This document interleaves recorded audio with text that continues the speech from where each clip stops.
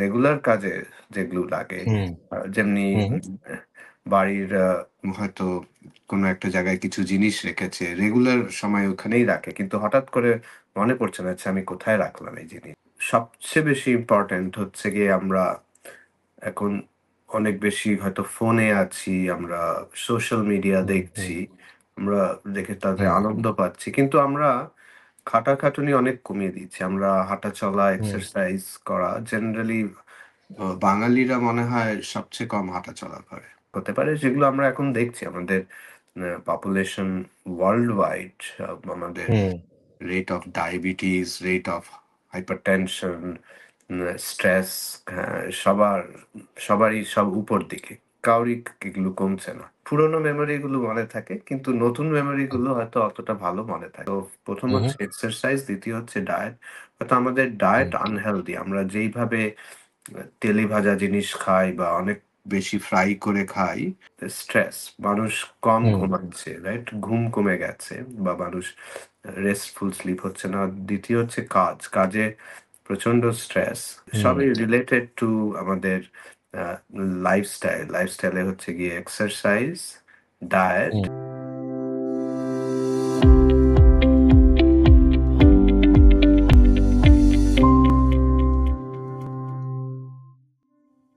নমস্কার, আপনাদের সবাইকে আজকের এই বিশেষ পর্বে স্বাগত। আজ আমাদের সঙ্গে রয়েছেন একজন বিশেষ অতিথি, ডক্টর কৌশিক কর।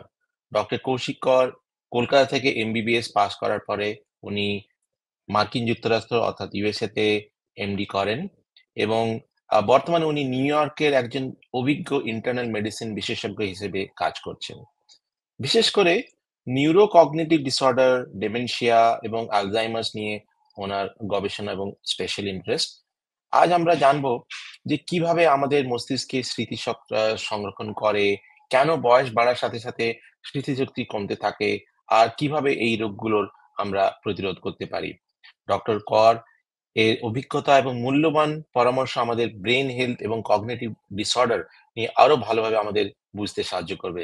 তাহলে চলুন শুরু করা যাক আজকের এই আলোচনা উইথ ডক্টর কৌশিক কর। নমস্কার, আজকে আমাদের সাথে রয়েছেন ডক্টর কৌশিক কর।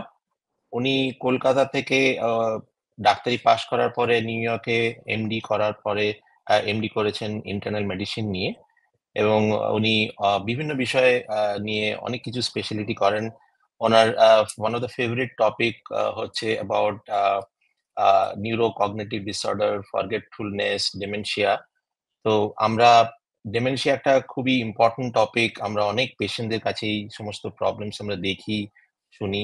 আজকে আমরা এই বিষয় নিয়ে আলোচনা করব। So doctor Koushik Kar, thank you so much for being part of this platform. উনি আমাদের সাথে বিভিন্নভাবে যুক্ত রয়েছেন এট আইকিওর এবং আজকে আমরা এই বিষয় নিয়ে আলোচনা করব। সো ডক্টর কৌশিক কর, ওয়েলকাম। নমস্কার সবাইকে। থ্যাংক ইউ সুজয়, আমাকে তোমার প্ল্যাটফর্মে ইনভাইট করার জন্য। আমি তোমার সাথে কাজ করে আমার খুবই ভালো লাগে যে হোয়াট ইউ আর ট্রাইং, তুমি যেটা চেষ্টা করছো সবার জন্য হেলথ আউটকাম ইমপ্রুভ করার ইন্ডিয়াতে, খুবই হ্যাঁ, দারুণ গোল। আর আমি যেইভাবেই সম্ভব আমি এটাকে সবাইয়ের জন্য তোমার প্ল্যাটফর্মের থ্রু হেল্প করতে চাই। Thank you, thank you.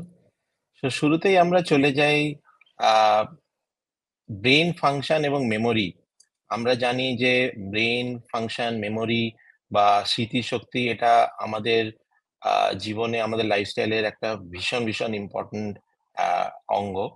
তো খুব বেসিক ভাবে বা খুব সহজভাবে যদি আমরা এটা বোঝার চেষ্টা করি যে ব্রেন কিভাবে আ সেই মেমোরি গুলোকে প্রসেস করে বা স্টোর করে, সেটা নিয়ে if you can just share something.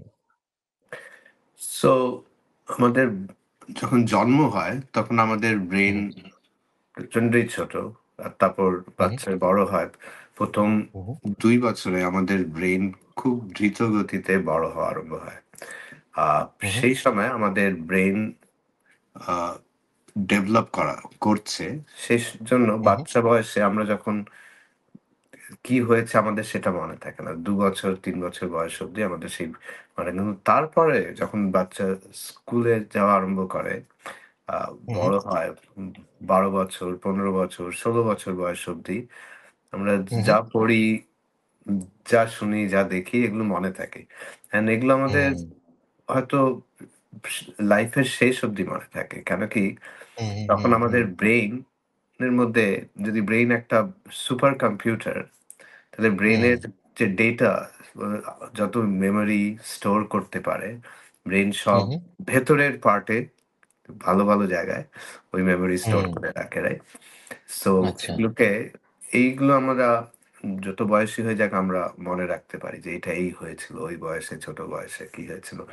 কিন্তু আমাদের হুম, যখন বয়স বাড়তে থাকে হু, তখন হু, আর ব্রেইন নতুন করে বড় হয় না। ওর যত ডেটা স্টোরেজ ক্যাপাবিলিটি আছে, হ্যাঁ? ওইটাই হু, আছে। হু, তো সেটাকে আচ্ছা, কিছুটা এ এ প মেমোরি ব্রেইনকেও পুছে আরো তার উপরে মেমোরি স্টোর হু, করতে হু, হয়। তখন বিভিন্ন বড়, বড় জায়গায় ব্রেইন মেমোরি স্টোর হুম, করার চেষ্টা করে, হ্যাঁ। কিন্তু আমাদের যখন আরো বয়স বাড়তে থাকে, তখন হু, হু, আমাদের পুরোনো মেমোরি গুলো মনে থাকে। কিন্তু নতুন মেমোরি হুম, গুলো হয়তো অতটা ভালো মনে থাকে না। সো সেই সময় মনে হয় যে আচ্ছা আমাদের ব্রেইন এখন মনে রাখতে পারছে না যে আমরা কি হুম, হয়েছিল, আজকে কি হয়েছিল বা ১ সপ্তাহ আগে কি হয়েছিল। সেটা হচ্ছে মেমোরি লস যেটাকে অন্য নাম হচ্ছে ডিমেনশিয়া। সো আর আচ্ছা, ব্রেইনের মেমোরি স্টোর করাটা খুবই intricate মেকানিজম মানে খুবই আ দারুণ মেকানিজম। কিন্তু ব্রেইনের সবচেয়ে ছোট যেটা পার্ট, যেটা ব্রেইন সেল, নিউরন আর নিউরন হচ্ছে গিয়ে ইলেকট্রিক্যাল সার্কিট তার মধ্যে একটা মেইন সুইচ বক্সের মতন ধরে নাও। অ্যান্ড দেন হু, হু, একটা প্লাগ আছে। আর তারপর ওই বিভিন্ন ব্রেইনের মধ্যে প্লাগ হতে থাকে। সিন্যাপসেস বলে। সো ব্রেইনের যত কিছু আ মেমোরি আছে, অন্য ফাংশন আছে, ওইগুলো সব কমিউনিকেট করে, রাইট? আমাদের ব্রেইন থেকে ব্রেইন সারা শরীরকে চালায়। সো ওই নার্ভ সেল রাইট, দিয়ে কিন্তু মেমোরিটা হুম, ব্রেইনের মধ্যেই থাকে। কিন্তু ব্রেইন আচ্ছা, অনেক কাজ করছে। সো ওই ওই বিভিন্ন জায়গায় ব্রেইনের হু, বিভিন্ন হু, জিনিস স্টোর থাকে। মেমোরির জন্য বিভিন্ন জায়গা আছে যেখানে মেমোরি স্টোর থাকে। আচ্ছা, ওকে। আর আমরা খুবই হাসির ছলে আমরা সবসময় শুনি থাকি, মা-বাবার কাছেও শুনি, বন্ধু-বান্ধবের কাছেও শুনি, "এই তুই খুব ভুলে যাচ্ছিস, আমরা খুব জিনিসগুলো ভুলে যাচ্ছি।" এগুলো আমরা খুবই সহজভাবে নিই, খুবই হালকাভাবে নিই বা ঠিক আছে কাজের মধ্যে একটা জিনিস ভুলে গেলাম বা কিছু। কিন্তু কখন আমাদের সেই ভুলে যাওয়াটাকে সিরিয়াসলি নেওয়া উচিত যে এই ভুলে যাওয়াটা কিন্তু আর নরমাল নয়। এই ভুলে যাওয়াটা কিন্তু আর সহজ নয়। সেটা আমরা কখন আমাদের সেই জিনিসটা মাথায় রাখতে হবে? আসলে হুম, বিভিন্ন মানুষের আ ক্যাপাবিলিটি আলাদা। হুম? তো হু, হু, হুম। তোমার মতন যে আইআইটি তে গেছে, তোমার ব্রেইনের ক্যাপাবিলিটি, তোমার ডেটা স্পেস হয়তো হ্যাঁ, হ্যাঁ। Gigabytes A, right? বাট অনেক হু, হু, হুম, তারা হয়তো অত বেশি পড়াশোনার দিকে যায়নি। হ্যাঁ? তো তাদের মেমোরি স্পেস হয়তো তাদেরও অত ভালো। কিন্তু হ্যাঁ, তারা ওটাকে হয়তো ইউজ করে। তারা ওটাকে চেষ্টা করে না যে আচ্ছা এটা আমাকে মনে রাখতে হবে। সো ১ম জিনিস হুম, হচ্ছে আমরা যখন পড়াশোনা করেছি, তখন আমরা হুম, চেষ্টা করেছি যে মুখস্থ করব বা বাঙালিরা তো মুখস্থ করতে ওস্তাদ, রাইট? সো হুম, যখন আমরা বারবার একটা জিনিস পড়ি বা ওইটাকে একটা কোনো কনসেপ্ট বানিয়ে নেই যে হ্যাঁ, তখন এটা হুম, আমাদের মনে থাকে। সো আমাদের মনে রাখার জন্য শুধু মুখস্থ না, ওটাকেও ভাবতে হুম, হয় যে আচ্ছা এটাকে কিভাবে আর কিভাবে এটাকে মনে রাখা যায়। সো হুম, কিন্তু সবকিছু আমাদের মনে থাকবে না। কেন কি আমরা হয়তো ভাববো যে একবার এটা দেখেছিলাম বা একবার হয়েছিল সেটা মনে থাকবে। তো যখন কম বয়সে বলা যায়, "এই তুই এটা ভুলে গেলি।" এটা হুম, হয়তো স্বাভাবিক। এটা নিয়ে কোনো হুম, চিন্তা করার দরকার নেই। কিন্তু যখন হুম, বয়স বাড়ে তখন হুম, তখন মানুষ খুব আ রেগুলার জিনিস যেগুলো দিনের রেগুলার কাজে যেগুলো লাগে, হুম, যেমনি হুম, বাড়ির হয়তো কোনো একটা জায়গায় কিছু জিনিস রেখেছে। রেগুলার সময় ওখানেই রাখে। কিন্তু হঠাৎ করে মনে পড়ছে না, আচ্ছা আমি কোথায় রাখলাম এই জিনিস, হ্যাঁ? আচ্ছা, সে এমনি হতে ওকে, পারে। হুম, আর হুম, সবচেয়ে বেশিরভাগ হচ্ছে কারোর নাম মনে পড়ছে না, রাইট? কিন্তু ওকে, এগুলো সাধারণত ৪০, ৫০, ৬০ এই রেঞ্জে শুরু হয় আরকি। হুম, এটার হুম, ইংলিশ নাম হচ্ছে অ্যানোমিয়া। অ্যানোমিয়া মানে হচ্ছে তুমি নাম মনে পড়ছে না। কারণ মানুষের নাম মনে পড়ছে না। তো তখন একটু এটা ওকে, শুরু হলো। কিন্তু এইটা নিয়েও এটা চিন্তার বিষয় না। কেন কি এটা হয়তো স্বাভাবিক। এটা হু, হু, কিন্তু এটার থেকে যখন বেড়ে যায়, যখন হু, হু, আরো সাধারণ জিনিস মনে রাখতে পারছে না, ঘরে নিজের হুম, কাজ করতে পারছে না, কেন কি কিছুই মনে থাকছে না, তখন মনে হয় হুম, আর তখন তখন এটাকে একটা পর্যায়ে চলে আসে যে হ্যাঁ, এটাকে নিয়ে আমাদের কিছু করা দরকার। এটা এখন এটার এই এই যে পর্যায়ে এসছে এটা এখন সিগনিফিক্যান্ট।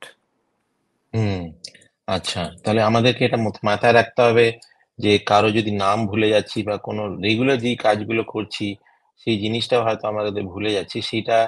আ সেইটা যখন যদি আ এরকম কোনো ইন্ডিকেশন হয়, তখন আমাদের মাথায় রাখতে হবে। তবে অনেক সময় এটাও হয় যে যার এই প্রসেস দিয়ে যাচ্ছে about forgetfulness বা early stage or dementia, সে হয়তো মনে করছে যে তার সবকিছুই স্বাভাবিক, সবকিছুই নরমাল।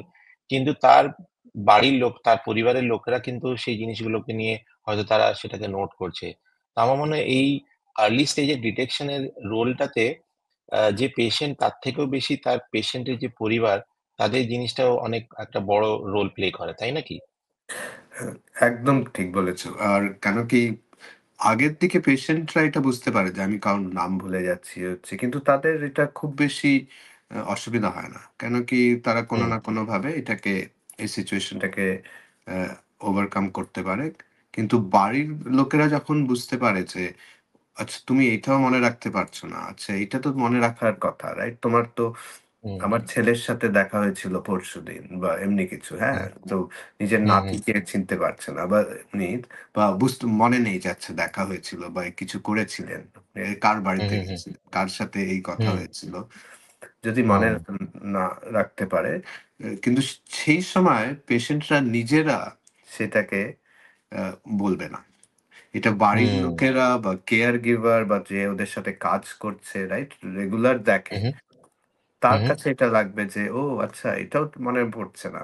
তখন হুম, এটা সাধারণত বাড়ির লোকেরাই হয়তো তাদের ডাক্তারের কাছে হুম, নিয়ে যায়। কিন্তু যখন নিয়ে যায় জেনারেলি হুম, তত হুম, হুম, দিনের সময় অনেকটা মানে গড়িয়ে গেছে। সো যেটা ইন্টারভেনশন করতে পারো যে কোনোভাবে এই প্রসেসটাকে আটকে এটাকে যেন আর যেন ডাউনহিল কোর্স না হয়, আরো যেন এটা আরো খারাপ না হয়।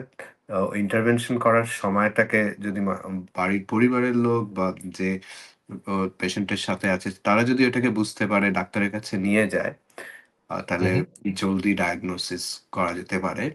কিন্তু আমি এটাতে আরেকটা জিনিস এড করব। কেন কি এখন যেমনি আমাদের এআই আসছে, যেমনি এই টেলিমেডিসিন আসছে, যেমনি ডাক্তারের কাছে না গিয়েও আমরা হুম, কারোর সাথে ফোনে বা কারোর সাথে জুমে কথা বলে হুম, তাহলে কারোর কাছে না নিয়ে যাওয়াও যেতে পারে। আর তাকে এটাকে ডায়াগনোস করাটা খুব ডিফিকাল্টও না। খুব সহজ আ টেস্ট আছে যেটা কোনো ইমেজিং বা কোনো রেডিওলজির দরকার নেই। কথা বলেই বোঝা যেতে পারে যে এটা হচ্ছে। আচ্ছা, তো এই টেস্টটার কি কোনো নাম আছে? যেটা আপনি আমার মনে আছে আপনি বলেছিলেন যে, খুব সিম্পল কোয়েশ্চেন অ্যান্সার আ প্রশ্নেতে যদি আমরা সেটা ডিটেক্ট করতে পারি যে হ্যাঁ, সে তার এই জিনিসগুলো সেটা বলতে পারছে। হ্যাঁ, অনেকই টেস্ট আছে, হ্যাঁ? যেটাতে হু, হু, আমাদের ফর এক্সাম্পল লাইক যেটা বলে যে ইমেজিং, যেমনি নিউরো ইমেজিং, ব্রেইনের স্ক্যান করা। আ হ্যাঁ, হ্যাঁ। সেসব হচ্ছে পরবর্তী। আগের থেকে হচ্ছে হুম, গিয়ে ডাক্তার কথা বলে কিছু আ ভেটেড টেস্টস আছে যেমনি মিনি মেন্টাল স্কেল আ টেস্ট আছে, হুম, হু, আর হু, মিনি কগ আছে। আর অনেক হু, হু, কিছু আছে যেমনি জাস্ট ফোনে দেখে বা কম্পিউটারে দেখে এ এটাকে বলা, এক্সপ্লেইন করা যাচ্ছে এটা কি হচ্ছে, এটার বেসড অন দোজ ওগুলো স্কোরস আছে। ওগুলোকে স্কোরিং করে বোঝা যেতে পারে যে কতটা মেমোরির ইম্পেয়ারমেন্ট আছে। হ্যাঁ? সো আ ওকে, কিন্তু আচ্ছা। সবচেয়ে ইম্পোর্টেন্ট হচ্ছে যে ডাক্তার যখন দেখবে, ডাক্তারকে হু, হু, নিজের সাধারণত যা করবে অন্য কোনো পেশেন্টের জন্য, সেইসব হু, হু, করা দরকার। সো আগে একটা ক্লিনিক্যাল ইভ্যালুয়েশন যেটা বলে বা দেখে যে অন্য কোনো অসুখ-বিসুখ আছে কিনা, রাইট? ব্লাড প্রেশার হুম, বেশি হুম, আছে কিনা, আনকন্ট্রোলড ব্লাড প্রেশার আছে, ডায়াবেটিস, হুম, আনকন্ট্রোলড ডায়াবেটিস আছে কিনা, কোলেস্টেরলের হুম, প্রবলেম যেটা হাইপারলিপিডিমিয়া বলে সেই প্রবলেম আছে কিনা। আম আ হুম, কিডনির অসুখ, লিভারের অসুখ, মানুষ কি অনেক বেশি মানে কাজের চাপে আছে কিনা, স্ট্রেসে আছে কিনা, হুম, রাইট? হুম, মানুষের হুম, কি হুম, কোনো ডিপ্রেশন হচ্ছে, মন খারাপ লাগে, কিছুই করতে ভালো লাগে না, এইসব। সো অনেক, অনেক মেডিকেল আর সাইকোলজিক্যাল আর সাইকিয়াট্রিক কজেস আছে, যার কারণেও হুম, এই অসুখ হতে পারে। যেগুলো আমরা এখন দেখছি আমাদের পপুলেশন ওয়ার্লড ওয়াইড, আমাদের hmm, rate of diabetes, rate of hypertension, stress, হ্যাঁ, সবারই সব উপর দিকে। কারোরই এগুলো কমছে না। হ্যাঁ, হুম, আর এখন যত নতুন, নতুন ওষুধ আসছে মার্কেটে, তাও হুম, হুম, তাও ১ম হচ্ছে গিয়ে যদি আমরা এগুলোকে প্রিভেন্ট করতে পারি, এগুলোকে যদি না হয় তার চেষ্টা করতে পারি, তাহলে আমাদের এই হুম, ওষুধের দরকার নেই, কিছুরই আমাদের সেইজন্য উম সো আমাদের ১ম হচ্ছে ডাক্তারের কাছে গিয়ে এই ওয়ার্কআপটা করা, দেখা। আর হুম, এটার য একবার যদি ডায়াগনোসিস হয়, তাহলেও হুম, এটার এমনি কোনো ওষুধ নেই যে এটা রিভার্স করবে সাথে, সাথে। কিছু ওষুধ এখন হুম, যেটা আছে যে এটার প্রোগ্রেশনটাকে ডিক্রিজ করে। মানে যদি এটা ৫ বছরে এই ওষুধ খারাপ হতো, তাহলে হয়তো এখন ১০ বছর লাগবে। কিন্তু এখন অবধি এখন নতুন ২-৩ টে ওষুধ এসছে, কিন্তু তার দাম এত বেশি যে হুম, দেশের বেশিরভাগ লোক এফোর্ড করতে পারবে না। আমেরিকাতেও এটা জাস্ট শুরু করেছে। হয়তো পরবর্তী ১০ বছরে হয়তো এগুলোর দাম কমবে, অন্যান্য ওষুধ আসবে। তখন এগুলোকে আমরা হয়তো ডায়াবেটিস আর হাই ব্লাড প্রেশার এর মতন ট্রিট করতে পারি। যেটা যেটাকে হুম, আমরা বলব যে ডিমেনশিয়া ট্রিট করতে পারি। হুম। কিন্তু আপাতত কিছু সেমনি নেই। সো আমার যেটা তুমি প্রশ্ন করছিলে, আমি আরেকটু বড় অ্যান্সার দিলাম। কিন্তু এটা রোড ম্যাপ দেওয়ার জন্য যে হ্যাঁ, হ্যাঁ, আগে গিয়ে কি আচ্ছা, হবে, কি করা যায়। আচ্ছা। ওকে। আর কোনো কি বংশগত বা হেরিডিটারি এর সাথেও কি লিঙ্ক রয়েছে? ধরুন কারো যদি বংশগতভাবে তাদের পরিবারের এই ডিমেনশিয়া বা এই নিউরোকগনিটিভ ডিসঅর্ডার থেকে থাকে, তাহলে কি সেটার সাথেও কোনো লিঙ্ক রয়েছে এই রোগের? আ লিঙ্ক আছে। আ হুম, হয়তো এটা কোনো ফ্যামিলিয়াল ডায়াগনোসিস সেমনি নেই। কিন্তু ওরা এখন হু, হু, অনেক রকম মার্কার দেখা চেষ্টা করছে। মার্কার মানে হচ্ছে কোনো একটা যদি অসুখ হয়, সেটা আমাদের হু, হু, রক্তে বা আমাদের স্পাইনাল ফ্লুইড এ বা কিছুতে হু, হু, আ টেস্ট হুম, করে পাওয়া যেতে পারে যে আচ্ছা এই জিনিসটা পাওয়া যাচ্ছে বেশি। হ্যাঁ? এই জিনিসটার হু, সাথে হু, এটার লিঙ্ক আছে। ওই লিঙ্ক হু, হু, থাকলে হয়তো তার জেনেটিক বেসিস আমাদের জিন যেটা আছে, যেটা সবকিছু প্রত্যেকটা সেল এর মধ্যে জিন দিয়ে কিছু আমাদের তৈরি হয়, আইদার প্রোটিন তৈরি হয় বা ফাংশন ডিটারমিন করে। এই এই hmm, genetic basis of dementia definitely আছে। কিন্তু এখন অব্দি খুবই ক্লিয়ার কাট না যে কি জেনেটিক মার্কার আ যেটা হুম, টেস্ট করে আমি বুঝতে পারবো। কিন্তু আস্তে, আস্তে হুম, এদিকে খুবই দ্রুত গতিতেও অনেক রিসার্চ চলছে যে আল্টিমেটলি হয়তো আমরা ব্লাড টেস্ট করে বুঝতে পারবো। আপাতত ব্লাড টেস্ট করে কিছু, কিছু অ্যামাইলোডোসিস, ট্রান্সথাইরাইড্রিন এইসব টাইপের আ মার্কার আছে, যেগুলো কিছু স্পেসিফিক ডিজিজ আর আ হু, হু, যেটাকে নিউরোডিজেনারেশন বলে, এই ডিজিজের কারণে হয়ে থাকে। হুম, সেগুলোকে আ ডায়াগনোজ করা যায়। কিন্তু মোস্টলি যেটা সবচেয়ে common cause of dementia, Alzheimer's and all. Alzheimer's হু, এও হু, ওখানে কিছু প্রোটিন আছে, tau protein and other proteins যেগুলো ব্রেইনে আছে, ওগুলোকে এখনো ডায়াগনোজ করার জন্য আমাদের ব্রেইনের ইমেজিংই করতে হয়। বাট অ্যাকচুয়ালি এখন আমরা ব্লাড টেস্ট করেও এখন ধরতে পারছি কিছু। হ্যাঁ? আচ্ছা, সো ওকে। আমরা উম আমরা ইভেনচুয়ালি হয়তো ইমেজিং এর আগেই, মানে হু, হু, ব্রেইন স্ক্যান করার আগেই হয়তো ব্লাড টেস্ট করে আ ধরতে পারি। আর ওটার আচ্ছা, ওটা স্পেসিফিক হতে হবে যে এটা হ্যাঁ, এটার এই কারণেই এটা হচ্ছে। ওই লেভেল অফ স্পেসিফিসিটি এখনো নেই। কিন্তু হবে। হু, হু, eventually we will get there. আচ্ছা। তো তাহলে আমরা যেটা বুঝতে পারছি যে, যদি কারো ডায়াবেটিস থাকে বা হাইপারটেনশন বা আ হাই কোলেস্টেরল এইসবের লিঙ্কেজের সাথে there is definitely a condition যেখানে এই ধরনের আমরা জিনিসগুলো দেখতে পারি। আর যদি আমরা জানি যে আমরা অনেকেই হয়তো বিভিন্নভাবে বিশেষ করে আ টাউন শহরে তাদের একটা sedentary লাইফস্টাইল রয়েছে। তো এর সাথে আমরা কিভাবে এটার সাথে ডেফিনিটলি একটা কন্ট্রিবিউশন রয়েছে টুয়ার্ডস কগনিটিভ ডিক্লাইন। তো এটাকে আমরা কিভাবে প্রিভেন্ট করতে পারি বা কি ধরনের খাবার খেলে বা অন্যান্য লাইফস্টাইলে কি চেঞ্জেস আনলে আমরা এই জিনিসটাকে প্রগ্রেশনটা আমরা স্লো করতে পারি? সো আমি আগেও যেটা বললাম যে আমাদের লাইফস্টাইলের সবচেয়ে বেশি ইম্পোর্টেন্ট হচ্ছে গিয়ে আমরা এখন অনেক বেশি হয়তো ফোনে আছি, আমরা সোশ্যাল মিডিয়া হুম, হুম, দেখছি, আমরা দেখে তাতে হুম, আনন্দ পাচ্ছি। কিন্তু আমরা খাটাখাটুনি অনেক কমিয়ে দিচ্ছি। আমরা হাঁটাচলা, হুম, এক্সারসাইজ করা জেনারেলি বাঙালিরা মনে হয় সবচেয়ে কম হাঁটাচলা করে। Believe it or not. Hmm. আর ওকে, আমেরিকাতে এটা নিয়েও রিসার্চ চলছে যে বাঙালিদের আচ্ছা। সবচেয়ে বেশি হার্ট ডিজিজ বা রিস্ক অফ হার্ট অ্যাটাক সবচেয়ে বেশি অ্যাকচুয়ালি। বা বাঙালি মানে ও! আমাদের eastern part of India and also বাংলাদেশের এটা হু, হতে হু, পারে যে অনেক কিছুই লাইফস্টাইল রিলেটেড। লাইফস্টাইলের হু, হু, সাথে রিলেটেড হচ্ছে আমাদের ডায়েট। সো ১ম হু, হু, হচ্ছে এক্সারসাইজ, ২য় হচ্ছে ডায়েট। হয়তো আমাদের হুম, ডায়েট আনহেলদি। আমরা যেইভাবে তেলে ভাজা জিনিস খাই বা অনেক বেশি ফ্রাই করে খাই, হু, হু, হয়তো ওইটা আনহেলদি কেন কি আমরা জানি যে ওইটার মধ্যে যে তেল ইউজ হচ্ছে যদি বেশি টেম্পারেচারে অনেকক্ষণ ধরে ফ্রাই করা হয়। সো তেলটা যখন আমরা ওইটা খাচ্ছি আমাদের বডি ওইটাকে আর ভেঙে উঠাতে পারে না। সো ওই যে হুম, এলডিএল বা ব্যাড কোলেস্টেরল যেগুলো ওগুলো আমাদের আর্টারিজ এ গিয়ে ডিপোজিট হয়। মানে আমাদের শিরা যেগুলো আমাদের ব্রেইনে সার্কুলেশন পাঠাচ্ছে, আমাদের হার্টে সার্কুলেশন পাঠাচ্ছে, কিডনিতে পাঠাচ্ছে। সেখানে সব হুম, জায়গায় অ্যাথেরোস্ক্লেরোসিস হয়। মানে সেখানে ফ্যাট জমা হয়ে যায় সে লাইনিং এ। তার হুম, পরবর্তীতে দেখা যায় যে লোকের মানুষের হার্ট অ্যাটাক হচ্ছে, স্ট্রোক হচ্ছে। সো হুম, সবই রিলেটেড টু আমাদের আ লাইফস্টাইল। লাইফস্টাইলে হচ্ছে গিয়ে এক্সারসাইজ, ডায়েট হুম, আর তারপর হুম, হচ্ছে গিয়ে স্ট্রেস। মানুষ কম হুম, ঘুমাচ্ছে, রাইট? ঘুম কমে গেছে বা মানুষ রেস্টফুল স্লিপ হচ্ছে না। ২য় হচ্ছে কাজ। কাজে প্রচন্ড স্ট্রেস, রাইট? সো হুম, তারা ওই স্ট্রেসের কারণে আমাদের কিছু হরমোন যেমনি কর্টিজল আর এই বাড়ে।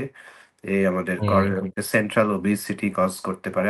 মানুষ মোটা হয়ে যাচ্ছে, ওয়েট গেইন করছে। সো এই মানে হুম, একের পর এক সব প্রবলেমই একের পর এক স্ট্যাক করতে থাকে। আর এগুলোর সাথে আসে হচ্ছে গিয়ে ডায়াবেটিস আছে, হাইপারটেনশন আসে।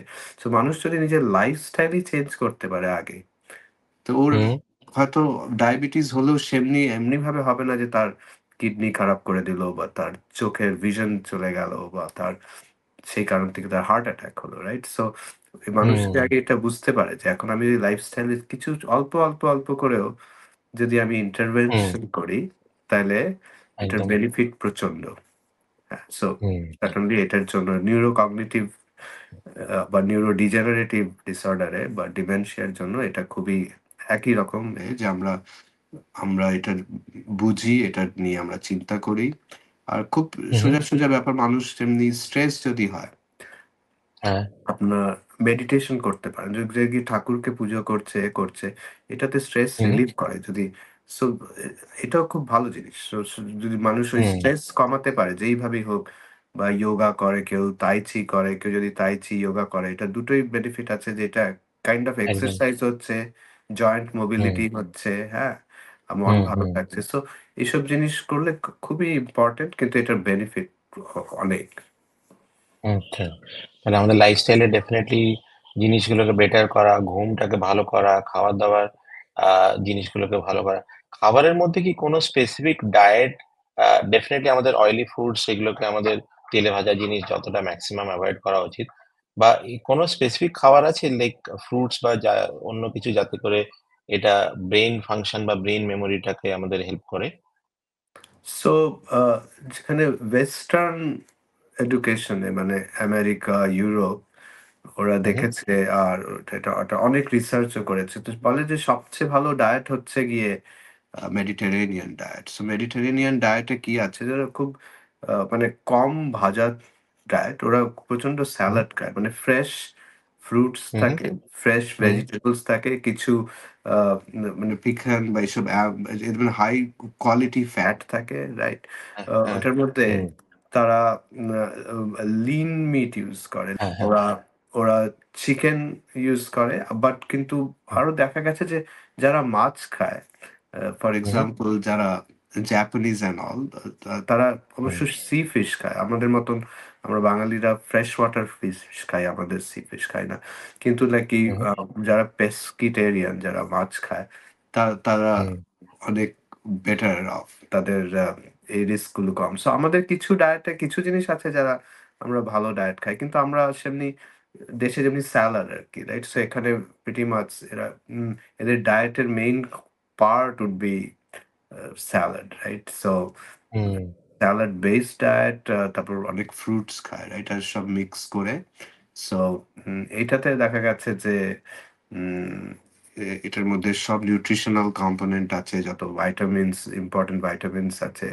আ আর হুম, যেটার মধ্যে যেটা কম ওরা করার চেষ্টা করছে হচ্ছে এটা ফ্যাট, যেটা খাবারে আছে ফ্যাট কনটেন্ট কম। আর হুম, ২য় হচ্ছে ওটাকে ইজিলি এভেইলেবল যেটা ডাইজেস্টিবল প্রোটিন, হ্যাঁ? হুম, আর থার্ডলি হচ্ছে গিয়ে কার্বোহাইড্রেটসও একটু কম। রাইট? সো আমাদের আচ্ছা, যেমনি আচ্ছা, ওকে। রাইস বেসড ডায়েট, কিন্তু ওরা রাইসের পোরশন, ওরা যদি রাইসও খায় এই এতটা নেবে, ১ কাপ নেবে, কিন্তু বাঙালি হয়তো ১ থালা নেবে। সো এটার দরকার নেই আরকি। যদি মানুষ এমনিভাবে আচ্ছা, চেঞ্জ করতে পারে, দিস উড বি হু, হু। এটা এটা খুবই বেনিফিশিয়াল। এরপর আমরা চলে যাই যে ট্রিটমেন্ট এবং রিসার্চ অ্যাডভান্স আমরা জানি যে হয়তো ডিমেনশিয়ার ডাইরেক্ট আ এই মুহূর্তে ওষুধ আ কিছু, কিছু শুনছি যে হ্যাঁ, আসছে। But you know, you are right at the things যে এর ট্রিটমেন্ট বা রিসার্চ এর অ্যাবাউট ডিমেনশিয়া বা আলঝাইমার্স এর বিষয়ে কি ধরনের কাজ চলছে not only in India but worldwide like New York and other places এ এবং আ তার রিলেটেড কিরকম বা ট্রিটমেন্ট বা অন্যান্য কিছু if you can throw some light on that? Last ৫ বছরে মার্কেটে হু, হু, ২-৩ টে নতুন ড্রাগ এসছে। তার মধ্যে একটার দেখা গেছে যে সাইড ইফেক্টস বেশি। কিন্তু হু, আরো হু, একটা হচ্ছে গিয়ে দেখা যাচ্ছে যে এই চেঞ্জ গুলোকে রিভার্স করতে পারে। ব্রেইনের মধ্যে Alzheimer's ডিজিজ এর যে চেঞ্জ হচ্ছে, যেসব প্রোটিন জমা পড়ছে, যেগুলো ডিজেনারেটেড প্রোটিন, হু, ওইগুলোকেও হু, এই ওষুধ রিমুভ করতে পারছে। সো পরবর্তীকালে প্রচন্ড হোপ আছে যে আমাদের ওষুধ আসবে মার্কেটে, যেটাকে হু, ডিমেনশিয়াকে হু, হয়তো আমরা আ রিভার্স করতে পারবো। এই এখন অব্দি যা ওষুধ আছে, ডিমেনশিয়ার হু, হু, প্রোগ্রেস যেন, ডিমেনশিয়ার প্রোগ্রেস মানে হচ্ছে আমাদের ব্রেইন ফাংশন এমনি নিচে নেমে যাচ্ছে। এটাকে আমরা হু, হু, প্রিভেন্ট করতে পারতাম। প্রিভেন্ট করে হয়তো যেটা হু, ৫ বছরে ব্রেইন ফাংশন এত চলে যেত যে ফাংশন আ বা আস মানে উনি পেশেন্ট ফাংশন করতে পারছে না। সেটাকে হু, প্রিভেন্ট হু, করে হয়তো ১০ বছর এগোতে পারতাম। যে সে হয়তো ১০ বছরে ওই জায়গায় পৌঁছাবে রাদার দ্যান ৫।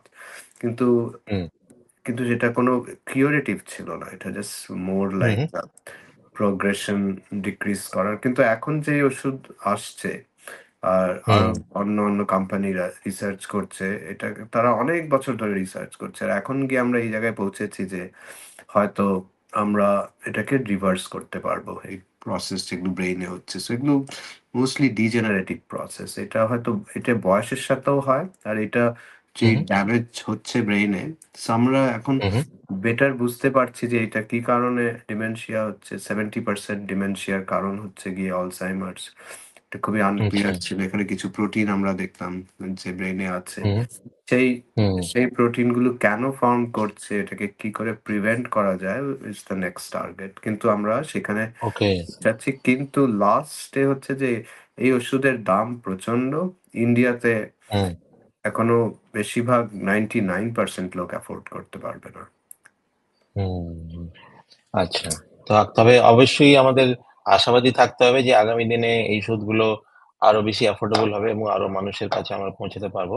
তবে আমাদের যেটা চেষ্টা থাকবে যে যাতে আমাদের সেই জায়গাটা পর্যন্ত না যেতে হয় যদি আমরা লাইফস্টাইল, খাওয়া-দাওয়া, স্লিপ এই জিনিসগুলোর উপর ফোকাস করতে পারি, আ তাহলে আমরা সেটা করতে পারি।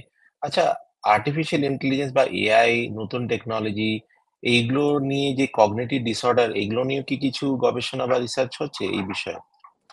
অবশ্যই হচ্ছে প্রচন্ডভাবে রিসার্চ হচ্ছে। এআই হয়তো আমাদের সবকিছু রিসার্চের জন্য এখন বিশেষভাবে দরকার। এআই আমাদের টার্গেটস গুলো ক্লিয়ার কাট করছে যে কিভাবে ইন্টারভিন করব। আর এটাকে হু, হু, ল্যাবে না করে আমরা এটাকে আউটসাইড দ্য ল্যাব আমরা এটাকে ক্রিয়েট করতে পারি ওই সিনারিও। আ হু, হু, এআই এর কারণে এআই আমাদের যে যত কম্পিউটিং স্কিল ছিল তার থেকে এখন আরো বেটার। আর এটা আরো আরো ভালো হবে। সো আমরা খুব জলদি থেরাপিউটিক্স অ্যাডভান্স করতে পারবো। আমরা আ টার্গেটেড থেরাপিউটিক্স অ্যাডভান্স করতে পারবো। আর এটার মধ্যে হুম, রিসার্চের টাইম অনেক কমে যাবে। আর তারপর দ্বিতীয় হচ্ছে যে আমরা ডায়াগনোসিসও এআই ইউজ করতে পারবো। সো কাউকে হুম, ডাক্তারের জন্য ট্রাভেল করতে হবে না। সে বাড়িতে একটা ফোন নিয়ে ফোনে কিছু হুম, উত্তর দিয়ে সে বুঝতে পারবে যে হ্যাঁ, আমার এই ডিমেনশিয়ার ডায়াগনোসিস আছে। অনেক ইন্টারভেনশনস আচ্ছা, এর জন্য এই একই ইন্টারফেস ইউজ করে আমরা হয়তো অনেক জলদি ট্রিটমেন্টও এআই এর থ্রু করতে পারবো, অ্যাপ্রোচ করতে পারবো বা পেশেন্টের সাথে বেটার ইন্টারঅ্যাক্ট করতে পারবো। আচ্ছা।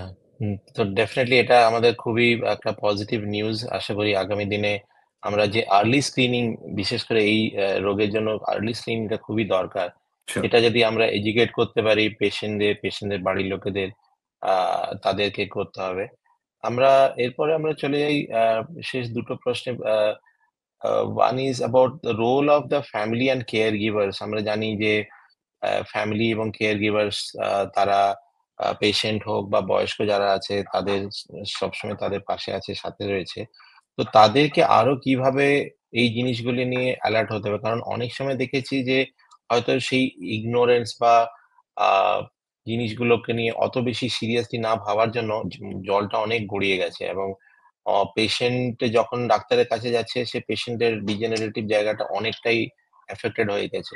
তো তাদের উদ্দেশ্যে আপনি কি বলবেন যে কিভাবে তারা এই জিনিসগুলো নিয়ে খুবই খেয়াল রাখা উচিত যাতে করে খুবই আর্লি স্টেজে আমরা ডিটেক্ট করতে পারি?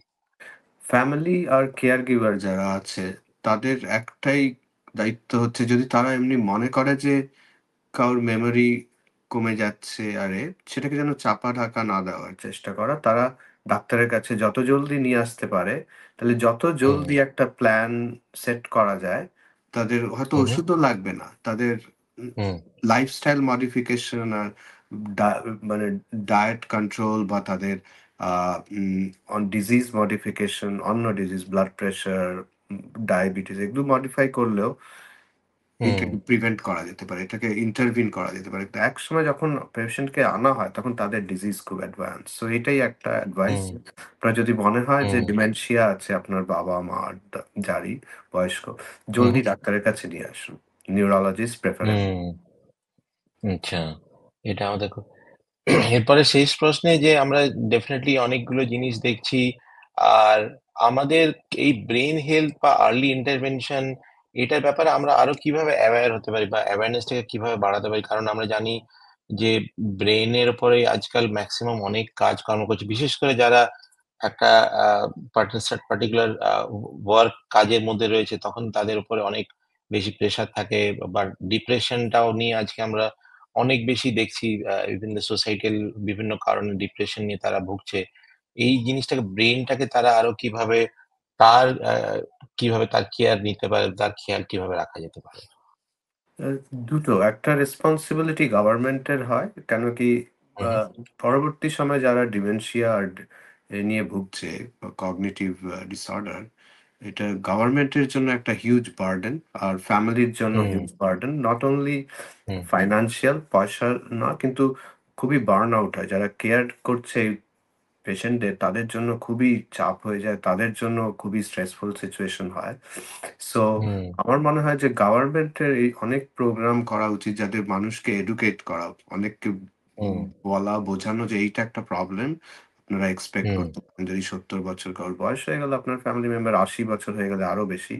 ৯০ বছর হলে হুম, সার্টেনলি এটা কিন্তু এটাকে কি করে প্রিভেন্ট করতে হবে এটা জানা। এটার জন্য যেটা হুম, বললাম লাইফস্টাইল মডিফিকেশন আগের থেকে বেটার কন্ট্রোল অফ যাদের ওই অন্যান্য অসুখ আছে ওই অসুখকে বেটার কন্ট্রোল করা, ডাক্তারের সাথে হুম, রেগুলার একটা ফলো আপ করা, হ্যাঁ? আর সো আর ডিমেনশিয়া আলোন মানে একা হয় না। শুধু যে ডিমেনশিয়া যার হচ্ছে তাদের হার্ট ডিজিজ আছে, কিডনি ডিজিজও আছে। তাদের সব রকমই হুম, ডিজিজ একসাথে হচ্ছে। কিন্তু আ যখন এই ডিমেনশিয়া আর ডিপ্রেশন একসাথে হয় এটা খুবই ডিফিকাল্ট ফ্যামিলি মেম্বার, হুম, কেয়ার গিভারদের জন্য। একদমই। তাদের তো আজকে আমাদের অনেক কিছুই জানতে পারলাম। Thank you so much doctor Kaushik. আর আমরা আমাদের পেশেন্টদের উদ্দেশ্যে বলব যে আপনারা এই কথাগুলো মন দিয়ে শুনুন এবং আশা করি আপনারা আপনাদের বাড়ির লোকের, পরিবারের লোকেদেরকে এই যে ডিমেনশিয়া বা আলঝেইমার থেকে অনেকটাই তাদেরকে সেফ রাখতে পারবেন। So thank you so much. Thank you. আজকের পর্বে সত্যিই এক অসাধারণ আলোচনা ছিল। ডিমেনশিয়া, আলঝাইমার্স এবং নিউরোকগনিটিভ ডিসঅর্ডার কারণ, লক্ষণ ও প্রতিরোধের উপায় নিয়ে আজ আমরা অনেক কিছুই জানতে পারলাম।